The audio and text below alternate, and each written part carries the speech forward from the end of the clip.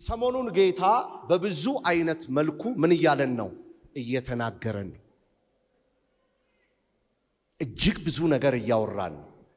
ዛሬ ደግሞ ጌታ እግዚአብሔር አምላክ ድምጽ ልኳል። የታመማችሁ ብትኖሩ፣ ስቃይ ውስጥ ያላችሁ ብትኖሩ፣ ችግር ውስጥ ያላችሁ ብትኖሩ፣ እናንተ በዛው ነገር እንደምትቀጥሉ ቢመስላችሁ እንኳን ነገር እንደተቀየረና ነገር እንደተለወጠ ሊናገር ጌታ ተዘጋጁ ይላል። እስቲ አንድ ሰው ጮክ ብሎ አሜን ይበለኝ። ባካችሁ ጩሁና አሜን በሉኝ። አይሰማኝም በሉኝ። እስቲ ግዴላችሁም በሉ ከኔ ጋራ አይሰማኝም በሉ። እስቲ አይሰማኝም በኃይል ድገሙት፣ ድገሙት፣ ድገሙት፣ ድገሙት። ጌታ ሆይ በሉ እስቲ እዘጋጃለሁ። እግዚአብሔር አምላክ ይባርካችሁ። ዛሬ በጣም ደስ ብሎኛል። ለምን መሰላችሁ? እሞታለሁ፣ አይሆንም፣ አይሳካም ያሉትን ሰዎች ወደ ሰራተኝነቱ ውስጥ ሊከተል። ማን ነው ጮሆ አሜን የሚለኝ? አሜን ነው ወይ? እግዚአብሔር ያዘጋጃል። ደግመዋለሁ፣ ሰዎችን ያዘጋጃል። አሜን ነው ወይ? በሉልኝ እስቲ። ሰዎችን ያዘጋጃል፣ ያዘጋጃል። እናንተን ያዘጋጃል። በብዙ መልኩ ያዘጋጃል። በብዙ ሂደት ያዘጋጃል። ክብር ለእግዚአብሔር ይሁን። ጳውሎስ ለጢሞቴዎስ አንድ መልእክት ነገረው። አንደኛ ጢሞቴዎስ ላይ እንሄዳለን። ምዕራፍ 1 ቁጥር 2 ላይ ብትመለከቱት እንዲህ የሚል ድምጽ ትሰማላችሁ።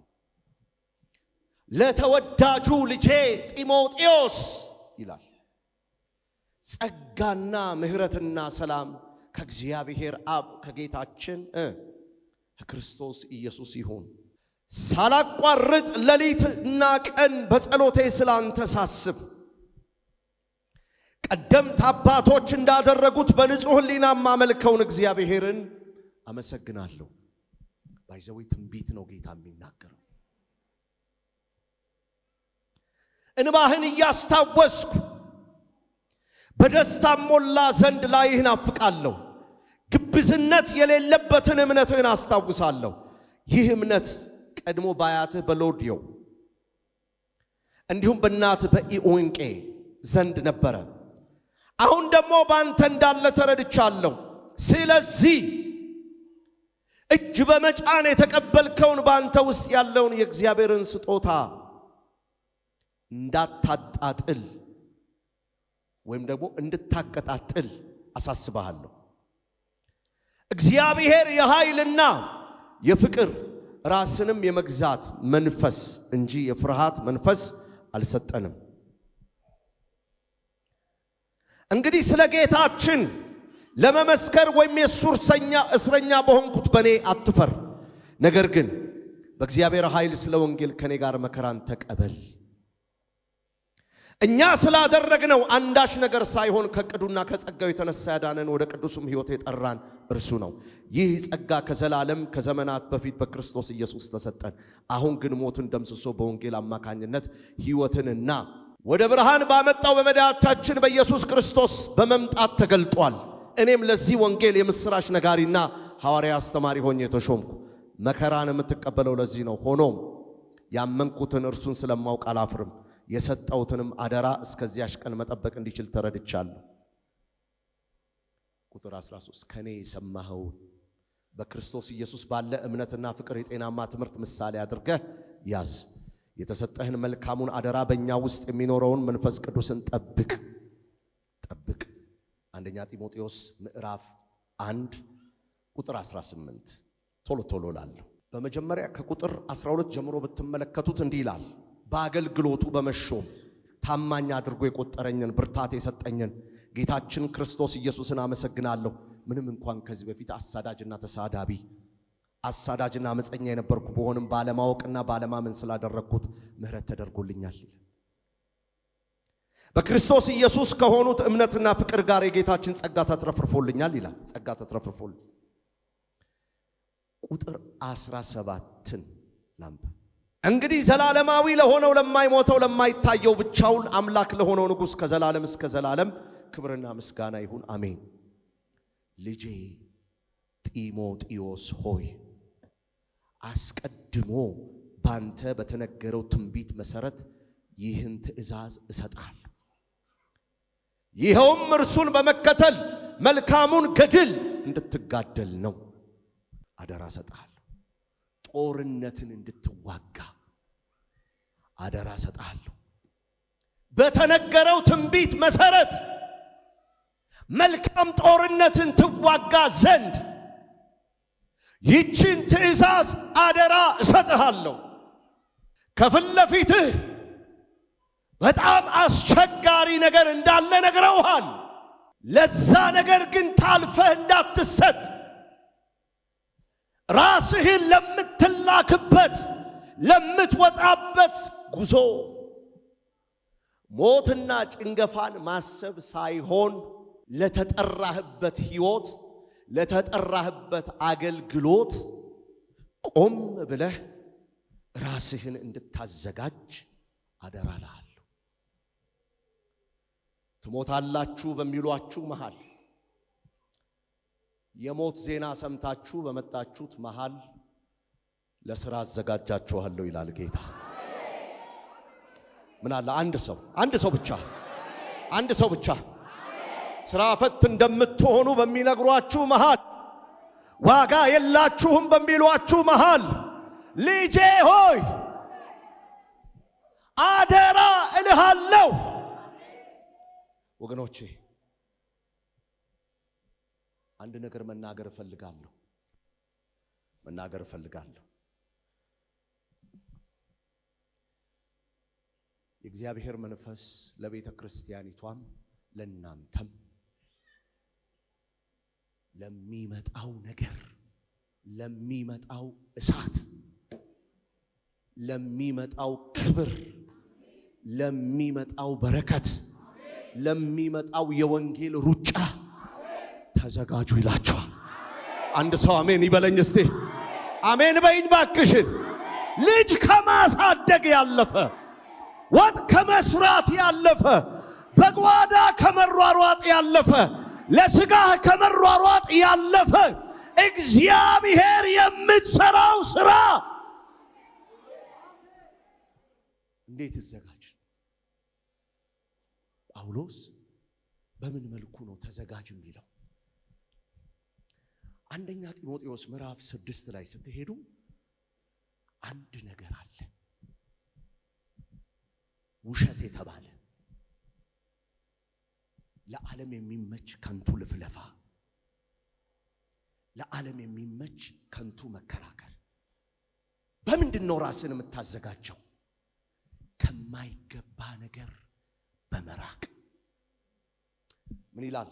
አንደኛ ጢሞቴዎስ ምዕራፍ 6 ከቁጥር 20 ጀምሮ ጢሞቴዎስ ሆይ ውሸት በውሸት ዕውቀት ከተባለ ለዓለም ከሚመች ከንቱ መለፍለፍ መከራከርን እየራቅ የተሰጠህን አደራ ጠብቅ። ይህ ዕውቀት አለን ብለው አንዳንዶች ስለ እምነት ስተዋልና ጸጋ ካንተ ጋራ ይሁን። ወገኖቼ ጳውሎስ ለልጁ ጢሞቴዎስ በካራክተር በባህሪ በውሳኔ በሕይወት በመውጣት በመግባት አባቶች የተናገሩትን ትንቢት ነገ ላይ የሚፈጸመውን እጅ በመጫን የተቀበለውን የተቀጣጠለበትን የምታስፈጽመው ዝርግፍ ብለህ ሳይሆን ተጠንቅቀህ ነው። ስለዚህ ያንንም ይህንንም ላለመንካት ተዘጋጅ። በክርክሩ ልፍለፋ በሆነው ውሸት በሆነው ጆሮህን ላትጥል፣ አቴንሽን ላትሰጣቸው፣ መንገድህን ልትቀይር፣ ላትቀላቀል፣ የተለየህ ለመሆን ዛሬ በካንሰር ትሞቻለሽ አሉሽ። እነሱም ድሮም ይሄንን ማየት ልምዳቸው ነው። እኔ ግን ማይልሽ ልንገርሽ ይሄንን ኮተት ረስተሽ ይሄንን ነገር ረስተሽ ጥንቅቅ ያለና ለውጊያ የሰለጠነ በብዙ አጀንዳ ያሽው በብዙ ንግግር ያሽው እግዚአብሔር ያወራልሽን ይሆናል ያለሽን አካል የሚለብስበትን ባህሪ ዝግጁነት ሕይወት የምትሽበት ሰዓት መጥቷል። አንድ ሰው ልጣወይ አንድ ሰው ወለል አድርጎ የከፈተ ልጣወይ ጮሆ አሜን የሚል ጎረምሳ ልጣወይ አሜን በልባክ እዘጋጃለሁ። እስቲ ዘጋጃለሁ። ይኸውልህ ጳውሎስ ለጢሞቴዎስ ልጄ ሆይ የከሸፉ በጣም ብዙ አሉ ተነግሮላቸው ሼልፍ ሙሉ መደርደሪያ ሙሉ ትንቢት ተነግሮባቸው ዝም ብለው አንተ ግን መለየት ካለብህ መለየት መውጣት ካለብህ መውጣት ማውራት የሌለብህን አለማውራት ከሐሰተኞች ልፍለፋ ካለበት ውሸት ካለበት ተረት ከሆነ ዋጋ ከሌለው ነገር ወጣ ብለህ ወደ ቅባቱ ዓለም ወደ ቅባቱ ዜና አለኝ የምትሰሩትን ሊያሰራ እያዘጋጃችሁ ነው። ጆቲነሱ አንድ ሰው ጮክ ብሎ የኔ ነገር ጭንገፋ የለውም ይበለኝ።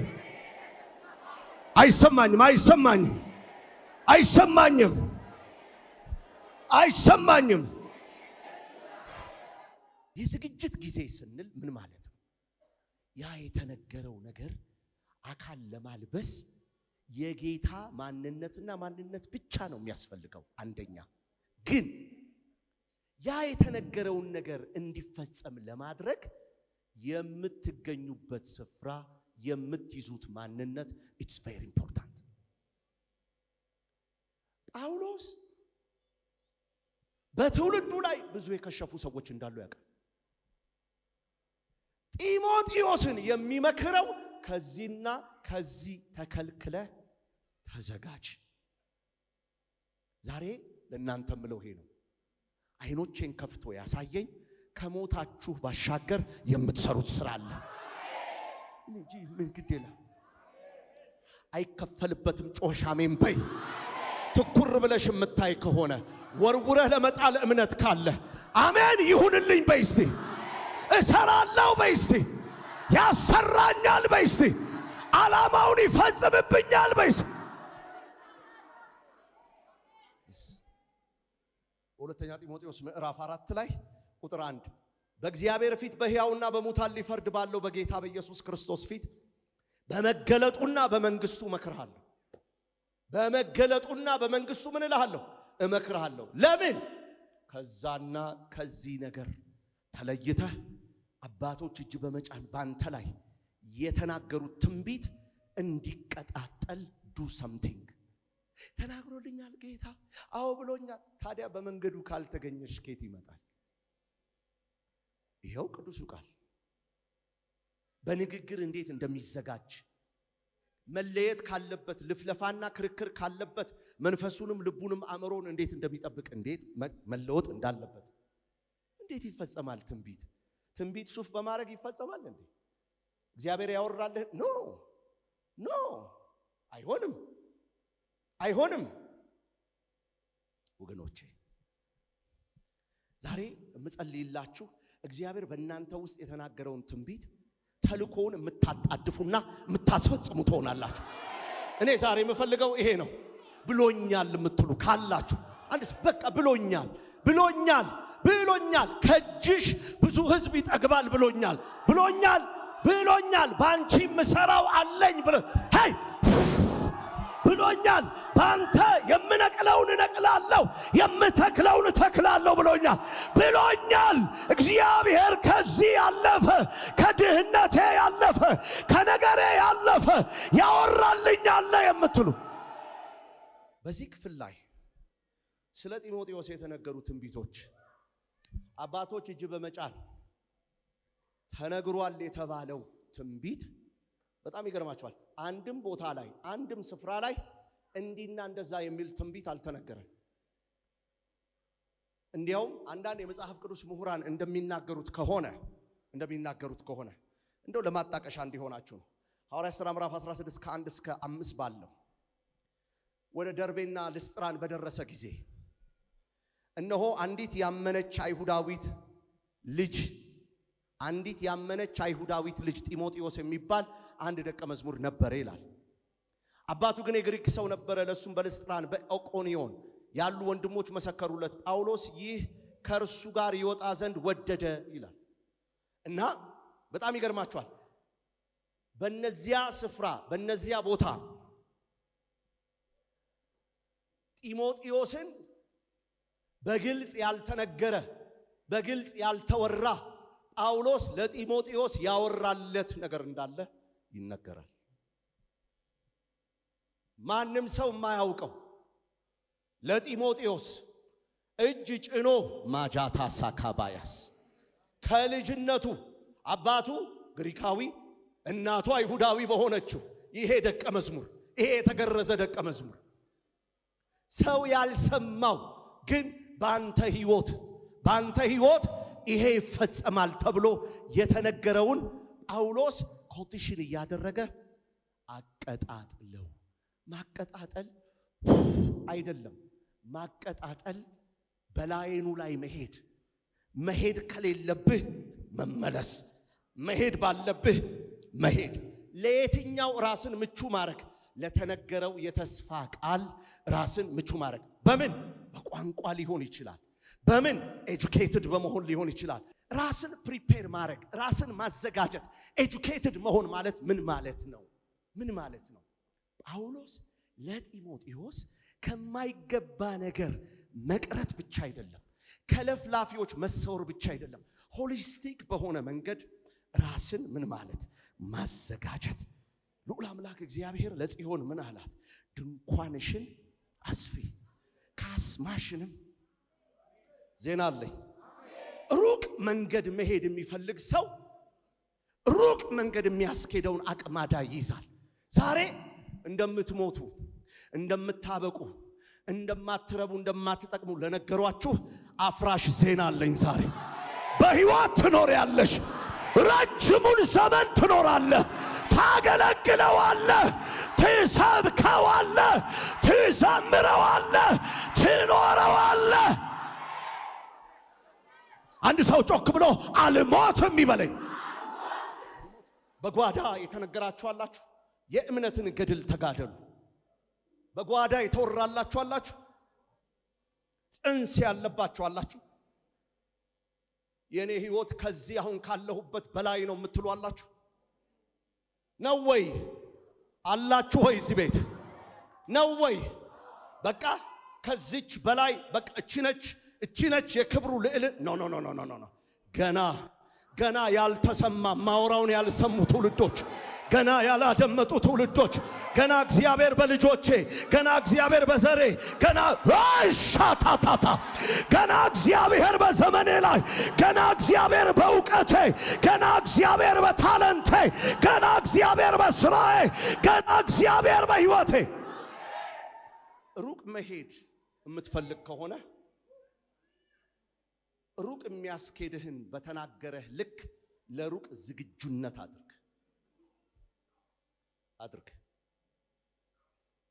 ሉክ የሰማይ አምላክ እግዚአብሔር እንግሊዝን ይሰጠኛል ብለህ ትንቢት መጥቶልህ ከሆነ እንግሊዘኛ ካልሰጠህ የመልእክቱ አጨንጋፊ ነህ እደግመዋለሁ የመልእክቱ ተቃዋሚ ነህ ዛሬ እግዚአብሔር እያወራ ያለው ይሄ ነው በኪቦርድ አምልኮ በገና በመምታት እግዚአብሔርን አከብረዋለሁ በቤቴ በገና ትመታለህ ካለኝ እንዴ እሄዳለሁ ትምህርት ቤት እገባለሁ ምታው ማለት ብቻ መምታት አያስችልም ለዛ ነገር ራስን ምን ማድረግ በሉልኝ ድገሙት ጳውሎስ ለጢሞቴዎስ ከሰዎች ከሁኔታዎች ከልማዶች እኔ ዛሬ አያለሁ በብዙ ነገር እዘጋጃለሁ በብዙ ትምህርት እዘጋጃለሁ በብዙ ቋንቋዎች እዘጋጃለሁ ሻታካባያስ ድህነቴ በማይዘኝ በብዙ ነገር ጌታ ብሎኛል። ለብዙዎች ድሆች እህል ለሰው አእምሮ እስኪዘገንን ድረስ ትናንት ጌታ ሲያወራ ነበር። እዘጋጃለሁ እንዴት መስጠት እንደምችል። አሜን ነው ወይ? ንፉግነትን እንዲህ እየነቀልኩ እያወጣሁ ራሴን ምን እላለሁ? እግዚአብሔር ብሎልኛል እምትሉ ከሆነ do something ለምንሃለሁ። ለምኑ? ለዛ ክብር አባቶች ያወሩት ከንቱ እንዳይሆን ባንተ ላይ። ሰይጣንም ያወራል። ሰይጣን የመጨረሻው የሞት ሞጊያ ነው። ህልማችሁ አይፈጸምም ይላል። እግዚአብሔር በዚህ ጋር አምላካችን ኢየሱስ ህልሙ ይፈጸማል ይላል። ሰው በዚህ ጋር ምን ይሆናል? ለህልሙ ፕሪፔር ራሱን ማዘጋጀት። እጆቻችሁን አንሱ። እኔ ዛሬ የምጸልየው አይምሯችሁን ቢዚ የሚያረጉ ነገሮች ዛሬ እንዲቀልጡ፣ የእግዚአብሔርን ሕዝብ አእምሮ በመክበብ ቢዚ በማድረግ በማወክ ለዓላማውና ለጥሪው እንዳይኖሩ የሚከለክል የጨለማ አሰራር ዛሬ ሰም በእሳት እንደሚቀልጥ የቀለጠ ይሆነ የቀለጠ ይሆነ የቀለጠ ይሆነ። ሁለተኛ ጢሞቴዎስ ምዕራፍ 4 ቁጥር 7 መልካሙን ገድል ተጋድያለሁ አለ፣ ሩጫዬንም ጨርሻለሁ፣ ሃይማኖቴንም ጠብቄያለሁ። እንዴት ተጋደልክ ስትሉት በጣም ይገርማቸዋል። ለህልሙ ጥንቃቄ ስላለው ለህልሙ ጥንቃቄ ስላለው እስከምን ደረጃ እንደደረሰ ታውቃላችሁ? እስካለ ማግባት የተናገረባችሁ ይፈጸም። እንዴት ይፈጸማል? አይሆንማ። ራሳችንን ካላዘጋጀን አይሆንም። እጆቻችሁን አንሱ።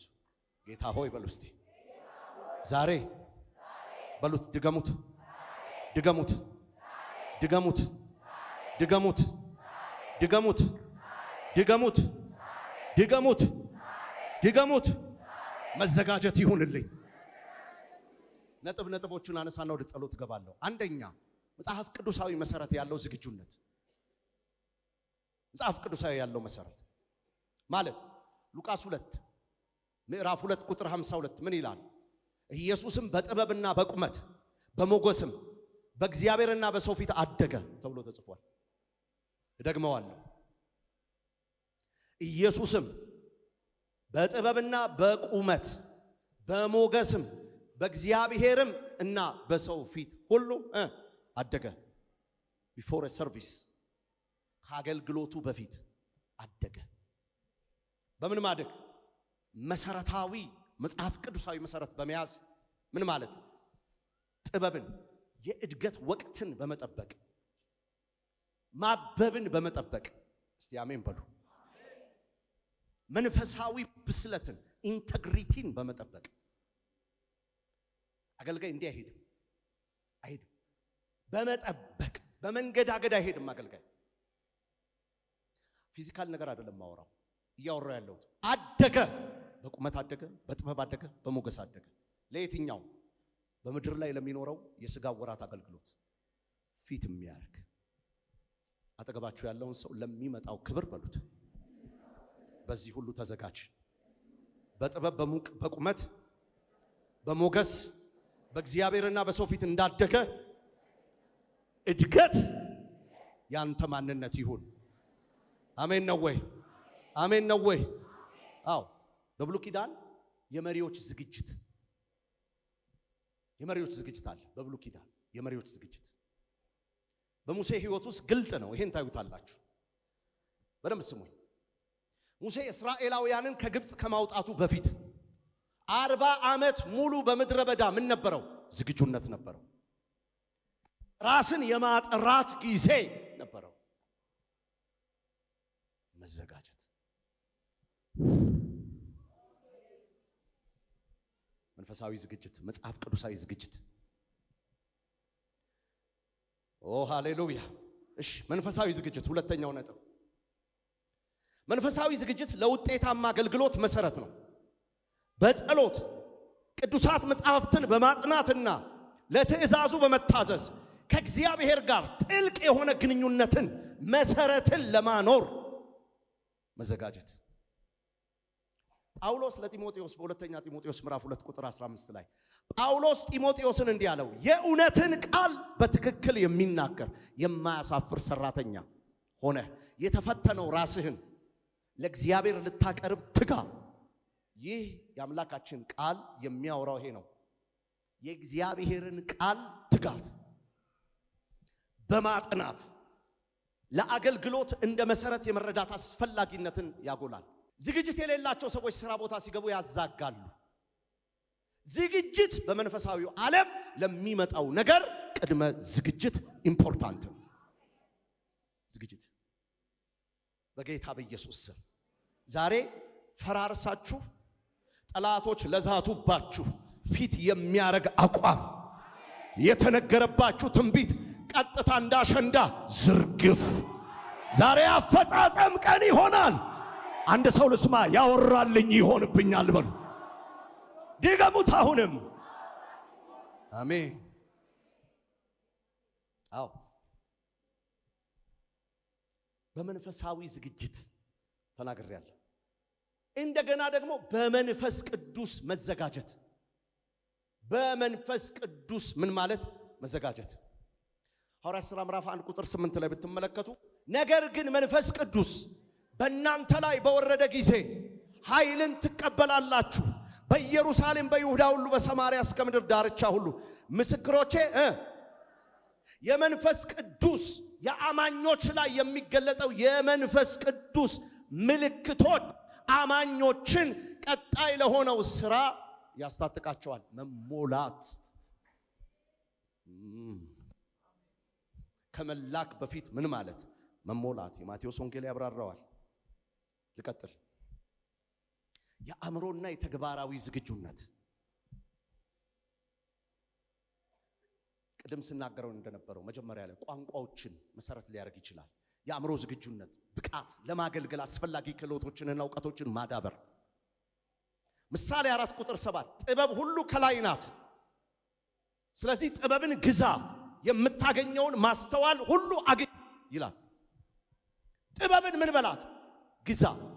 ማስተዋል ላይ ፎከስ አድርግ። ማስተዋል ላይ ጥበብ ላይ ፎከስ አድርግ። አእምሮአዊ እድገት፣ የህፃናት ባህሪን ማባረር፣ ልጅነትን ማባረር፣ ማስተዋልን የሚፈልግ ሰራዊት እግዚአብሔር አምላኬ ኢየሱስ በነቢያት አፍ የተናገረበት ሊፈጽምበት ልጅ ሆኖ ባይዘው ትንቢተ ኤርምያስ ምዕራፍ 1 ቁጥር 8 ጀምሮ ባለፈው ስናይ የነበረው አትበል ይለዋል። ምን ህፃን ይጠላል፣ አይፈለግም። ለምን? የሚያበቃ ማን ነው ብያችኋለሁ? ጥበብን ግዛት። ለየትኛው? ሽማግሌዎች በአንተ ላይ እጅ ጭነው ለተናገሩት ትንቢት የሚያበቃ አቅም እንዲኖር። አትጮህም እንዴ? አይሰማኝም፣ አይሰማኝም፣ አይሰማኝም፣ አይሰማኝም። ተግባራዊ ዝግጅት፣ ልምድን መቀሰም ይመጣል። እንዴት ነው የሚያገለግለው? ይጠየቃል። እንዴት ነው? እንዴት ነው? ለምንድን ነው ያለው? ለምሳሌ ያህል ሐዋርያ ቅዱስ ጳውሎስ ቅዱሳት መጻሕፍትን ጠንቅቆ ያውቃል እና እጅግ የተከበረ የሕግ መምህር በሆነው በገላትያ አገር ስር ቁጭ ብሎ ምን ያለ ነው? የተማረ። ሐዋርያ ሥራ ምዕራፍ 22 ቁጥር 3 ላይ ብታዩት ምን ይላል? የኪልቅያ በምትሆን በጠርሴስ የተወለድኩ በዚች ከተማ በገላትያ አገር ስር አጠገብ ያደግኩ የአባቶችንም ሕግ ጠንቅቄ ተማርኩ። ዛሬውንም እናንተ ሁሉ እንድትሆኑ ለእግዚአብሔር ቀናተኛ የሆንኩ አይሁዳዊ ሰው ነኝ ይላል።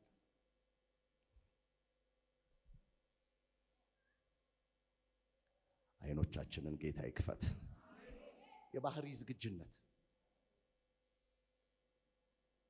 የባህሪ ዝግጁነት ገላትያ ምዕራፍ 5 ቁጥር 22 ጀምሮ ሳያመን ቀርቶ አይደለም የጎዱንን ዝርጥጥ ያደረጉንን ሰዎች እንወዳቸዋለን የምንለው። ሳያመን ቀርቶ ነው እንዴ? ነው እንዴ? አይደለም፣ ያማል። ግን ገላትያ ምን ይላል? ገላትያ ምዕራፍ 5 ከቁጥር 22 ጀምሮ ለመንፈስ ፍሬ የሆኑትን የመንፈስ ፍሬ የሆኑትን ይናገራል። ምን?